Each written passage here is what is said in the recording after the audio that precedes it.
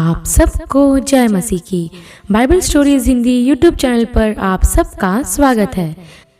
आज मैं आपको ज्योतिषियों के बारे में बताने वाली हूँ, जिसका वर्णन आपको मत्ती के सुसमाचार और उसकी 2 अध्याय में 1 वचन से 18 वचन तक देखने को मिल जाएगा। इससे पहले प्रियो कि हम वीडियो को शुरू करें, आप हमारे Bible stories Hindi YouTube channel को सब्सक्राइब करना और बेल आइकन को दबाना ना भूलिएगा। तो आइए प्रियो, हम वीडियो को शुरू करते हैं। यह उस समय की बात है जब यहूदिया में राजा हेरोदेस राज्य करता था। उस समय यहूदिया के बैतलहम में प्रभु यीशु का जन्म हुआ।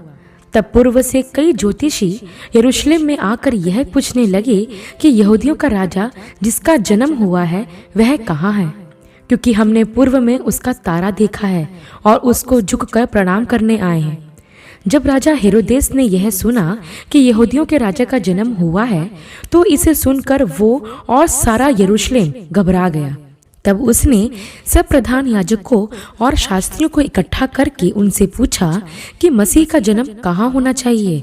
तब उन्होंने हेरोदेस से कहा कि यहूदिया के बैतलहम में, क्योंकि भविष्यवक्ताओं के द्वारा लिखा गया है कि हे बैतलहम यहूदा के प्रदेश, तो किसी भी रीति से यहूदा के अधिकारियों में सबसे छोटा नहीं, क्योंकि तुझ में से एक अधिपति निकलेगा जो मेरी प्रजा इज़राइल का चरवाहा बनेगा। जब हेरोदेस ने यह सुना कि भविष्यवक्ताओं के द्वारा मसीहा के जन्म के बारे में बताया गया है, तो उसने ज्योतिषियों को चुपके से बुलाकर उनसे पूछा कि तारा किस समय दिखाई दिया था।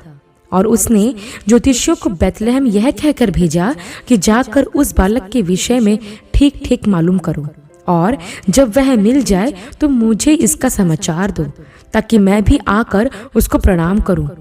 तब वे ज्योतिषी राजा की बात सुनकर चले गए।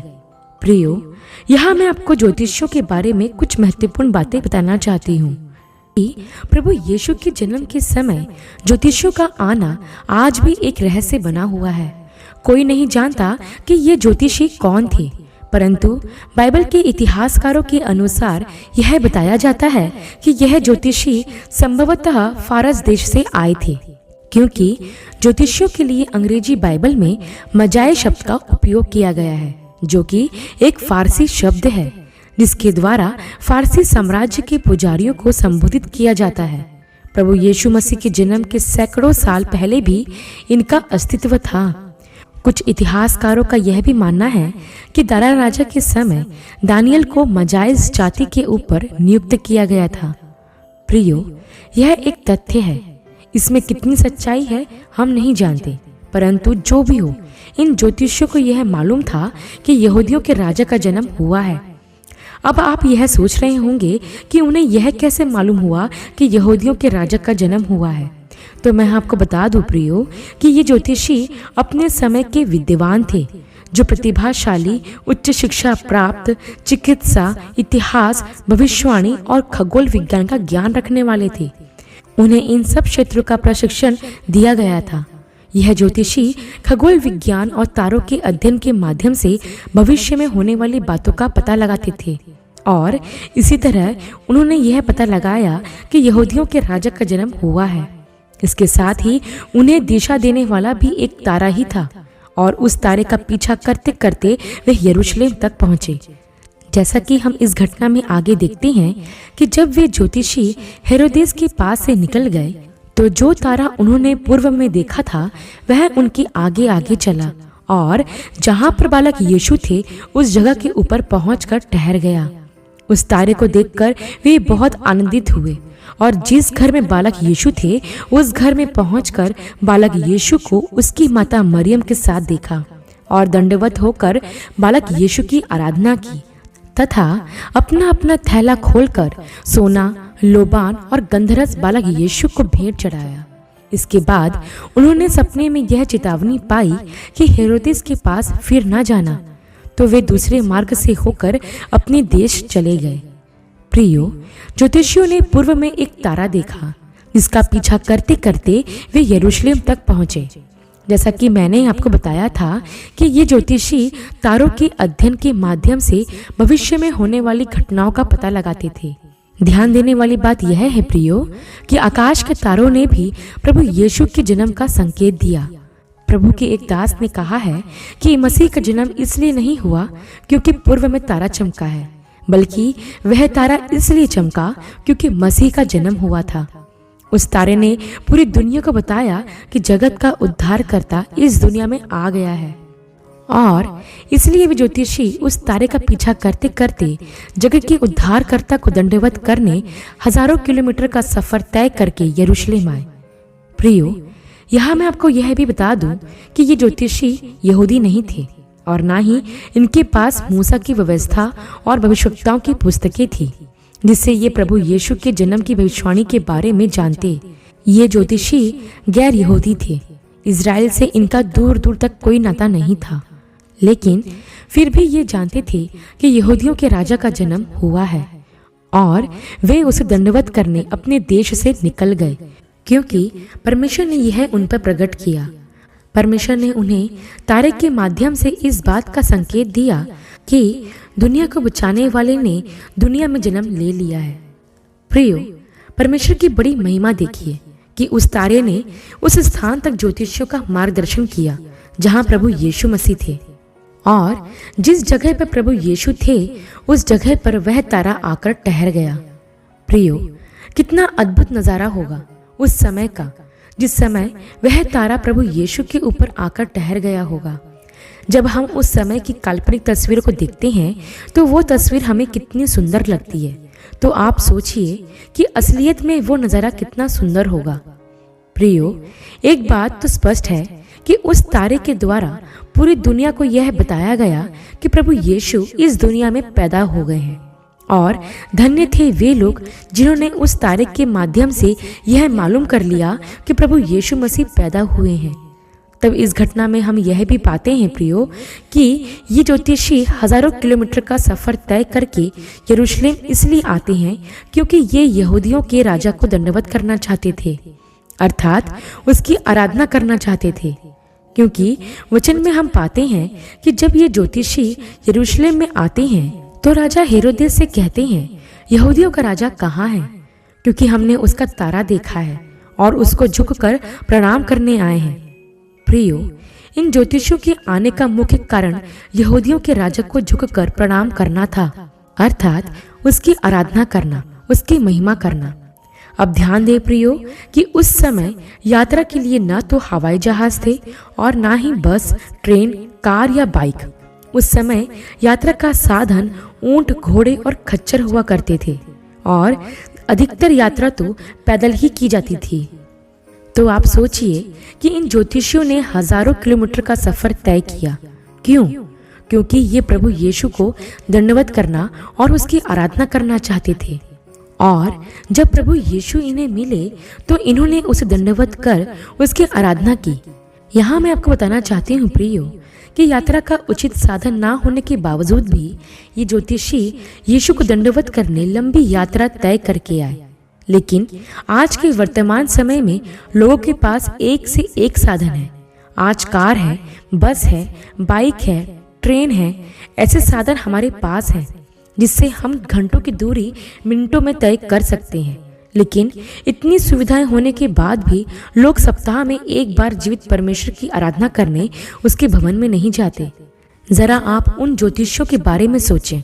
उन्होंने अपनी यात्रा कोई एक दिन में पूरी नहीं की। उन्हें प्रभु यीशु तक पहुंचने के लिए कई महीनों तक का सफर करना पड़ा, तब जाकर वे यीशु मसीह को दंडवत कर उसकी आराधना करने पाए। लेकिन आज के मसीही लोगों को देख लीजिए, घर में पूरे साधन होने के बाद भी वे परमेश्वर की आराधना करने उसके भवन में नहीं जाते। प्रियो, आज मैं आपको प्रोत्साहित करना चाहती हूँ कि यदि आपके पास चर्च जाने के पर्याप्त साधन हैं तो आप चर्च जाने और परमेश्वर की आराधना करने के लिए आलसी ना करें, क्योंकि हम किसी काल्पनिक नहीं परंतु सच्चे और जीवित परमेश्वर की आराधना करने उसके भवन में जाते हैं। यदि ज्योतिषी उस समय प्रभु यीशु को दंडवत करने लंबी यात्रा तय कर सकते हैं तो क्या हम सप्ताह में एक बार कुछ किलोमीटर का सफर तय करके चर्च नहीं जा सकते? इसके साथ ही प्रियो, हम यह भी देखते हैं कि प्रभु को ढूंढने के लिए उन्हें कई बाधाओं का सामना करना पड़ा। लेकिन उन्होंने हर बाधा को पूरा किया और यीशु मसीह से मिलने के लिए आगे बढ़ते गए। उनका लक्ष्य था यहूदियों के राजा से मिलना और उनके लिए यह आसान नहीं था, परंतु उन्होंने यीशु को पाया। उन्होंने हर बाधा को पार करके अपने लक्ष्य को पाया और बालक यीशु को मिलकर उसे दंडवत किया। प्रियो, जब वे ज्योतिषी अपने लक्ष्य को पा सकते हैं तो हम क्यों नहीं? बस हमारे अंदर उद्धारकर्ता से मिलने की जिज्ञासा होनी चाहिए। यशायाह नबी की पुस्तक उसके 55 अध्याय और उसके 6वें वचन में लिखा है कि जब तक यहोवा मिल सकता है तब तक उसकी खोज में रहो। हाँ प्रियो, यदि हम सच्चे दिल से यहोवा को खोजेंगे तो वो हमें जरूर मिलेंगे, जैसे इन ज्योतिषियों ने प्रभु को खोजा और वो उन्हें मिल भी गए। तब प्रियो, हम यह भी देखते हैं कि जब ये ज्योतिषी उस जगह पर पहुंचे जहां बालक यीशु थे, तो इन्होंने बालक यीशु को उसके माता मरियम के साथ देखा और वचन में लिखा है कि इन्होंने अपना अपना थैला खोलकर सोना, गंधरस और लोबान भेंट चढ़ाई। अब यह बात ध्यान रखिए प्रियो कि क्रिसमस के समय गिफ्ट देने की परंपरा सेंटा क्लॉस ने शुरू नहीं की थी। इसकी शुरुआत इन ज्योतिषियों ने की थी। यही नहीं प्रियो, जो उपहार ज्योतिषियों द्वारा दिए गए ना सिर्फ वो बहुमूल्य थे, बल्कि वो उपहार प्रभु यीशु से संबंधित गहरा अर्थ रखते थे। सबसे पहला उपहार जो बालक यीशु को भेंट के रूप में चढ़ाया गया था वह था सोना। सोना एक कीमती धातु है। उसके रंग व चमक के कारण उसका उपयोग गहनों और मुद्राओं के रूप में किया जाता है। बालक यीशु को भेंट स्वरूप सोना अर्पण करना प्रभु यीशु के राजा होने का प्रतीक है, क्योंकि यदि दानियल नबी की पुस्तक और उसके 7 अध्याय के 13 और 14 वचन को पढ़ोगे तो आप पाओगे कि दानियल नबी ने एक राजा का दर्शन पाया जिसका राज्य सदा काल का होगा। वहां लिखा है कि मैंने रात में स्वप्न में देखा और देखो, मनुष्य की संतान सा कोई आकाश के बादलों समेत आ रहा है और वह उस अति प्राचीन के पास पहुंचा और उसको वे उसके पास लाए। तब उसको ऐसी प्रभुता, महिमा और राज्य दिया गया कि देश देश और जाति जाति के लोग और भिन्न भिन्न भाषा बोलने वाले सब उसके अधीन हो गए। उसकी प्रभुता सदा तक अटल और उसका राज्य अविनाशी ठहरा। प्रियो, प्रभु यीशु ही वह राजा है जो सदा तक अटल रहेगा और उसका राज्य भी अविनाशी रहेगा। प्रभु यीशु मसीह का राज्य सभी सांसारिक शासकों से बढ़कर है और इस बात को ज्योतिषी जान गए थे। फिर दूसरा तोहफा जो बालक यीशु को भेंट स्वरूप अर्पण किया गया वह था लोबान, और लोबान प्रभु यीशु के परमेश्वर होने का प्रतिनिधित्व करता है। पुराने नियम में लोबान पारंपरिक रूप से मंदिर में परमेश्वर को भेंट के रूप में जलाया करते थे। लोबान को उपहार के रूप में देखकर ज्योतिषियों ने इस बात की पुष्टि की कि यीशु मसीह कोई साधारण व्यक्ति नहीं है, वह पूर्ण मनुष्य और पूर्ण परमेश्वर दोनों है। जैसा कि कुलिस्सियों की पत्री और उसके 2 अध्याय और 10वें वचन में पौलुस कहते हैं कि उसमें अर्थात यीशु मसीह में ईश्वरत्व की सारी परिपूर्णता सदैव वास करती है। हाँ प्रियो, प्रभु यीशु कोई साधारण मनुष्य नहीं है, बल्कि वह मनुष्य रूप में आया जीवित परमेश्वर है और ज्योतिषियों ने इस बात को जान लिया था। और अंत में जो तीसरी भेंट प्रभु यीशु को भेंट स्वरूप चढ़ाई गई थी वह थी गंधरस। और गंधरस आमतौर पर मृतकों के शवों पर लेप के रूप में लगाने में उपयोग किया जाता है। जब ज्योतिषियों के द्वारा प्रभु यीशु को गंधरस भेंट के रूप में चढ़ाया गया तो यह प्रभु यीशु की मृत्यु का प्रतीक था। और गंधरस भेंट चढ़ाकर ज्योतिषियों ने एक प्रकार की भविष्यवाणी कर दी थी कि प्रभु यीशु किस तरह लोगों के पापों के लिए अपना बलिदान देंगे। इस प्रकार इन ज्योतिषियों ने अपनी भेंट के रूप में प्रभु यीशु के पूरे जीवन काल का एक नमूना दिखा दिया था। ज्योतिषी यह जान गए थे कि यह वह बालक है जो जगत के उद्धारकर्ता के रूप में पैदा हुआ है और सारे जग के पाप को लेकर सूली पर बलिदान होने वाला है। प्रियो, प्रभु यीशु का जन्म इसलिए हुआ ताकि हमें मुक्ति मिले और उसकी मृत्यु इसलिए हुई ताकि हमको अनंत जीवन मिले। इन ज्योतिषियों ने प्रभु को सोना, लोबान और गंधरस भेंट चढ़ाया तो आइए प्रियो, क्यों ना हम उस जग के अनंत काल के राजा को अपना अपना जीवन भेंट के रूप में चढ़ाएं। वही हमारा राजा है, वही हमारा परमेश्वर है। तो आइए इस क्रिसमस पर हम सब मिलकर उस राजाओं के राजा को दंडवत करें और उसकी आराधना करें। आशा करती हूँ प्रियो, ज्योतिषियों के ऊपर किया गया यह अध्ययन आपके लिए आशीषमय रहा होगा। अगली वीडियो में एक नए विषय के साथ आप सबसे फिर मुलाकात होगी। तब तक के लिए आप सबको जय मसीह की।